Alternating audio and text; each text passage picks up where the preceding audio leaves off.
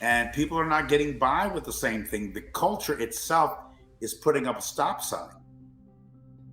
And when you see, was it Howard Weinstein and R. Kelly, both very powerful, very wealthy men, very influential, publicly exposed, it's not something to take lightly, because that's going to be followed by a lot of other people, from senators and congressmen all the way up to people that have gotten by with a lie. Christian nationalism is being scrutinized more readily than ever. You know, the rich and the powerful appear stunned as the system turns both on and away from them in ways they're not accustomed to. And they will panic in ways the common public doesn't at these same changes. They're going to freak out. A lot of them are going to have nervous breakdowns, public breakdowns. Many of them are in breakdown now. Christian nationalism, as I said earlier, is being scrutinized more readily than ever, because Christian nationalism, and at least the evangelical Christian expression in this country, seem the same thing. I've often said Christian whiteness and Christian witness are two different things. The Christian witness, I believe, the Christian whiteness thing is not going to work. Christian nationalism is not going to work. The recent revelations about Fox News, that's just recent, yesterday and today, becoming actually fake news.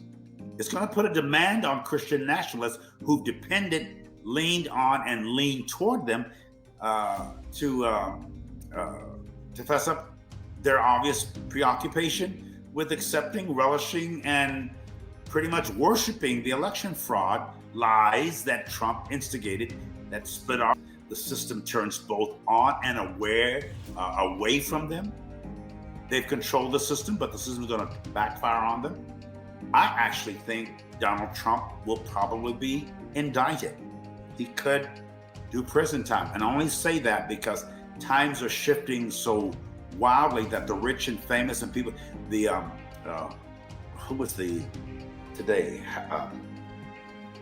man that got indicted again, Harvey Weinstein in LA.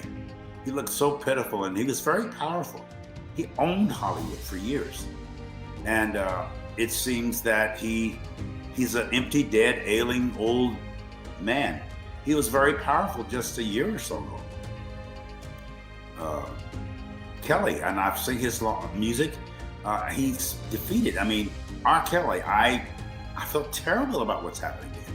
I wish there was a way that he could be healed and restored and forgiven, and the women that he's abused could feel the same. But circumstances, or the consequences, that means with sequence or sequel to thoughts and ideas and actions today. There's a sequel or sequence to them. There's a consequence to some of these things. And some people, including many, many very powerful men who've gotten by for centuries,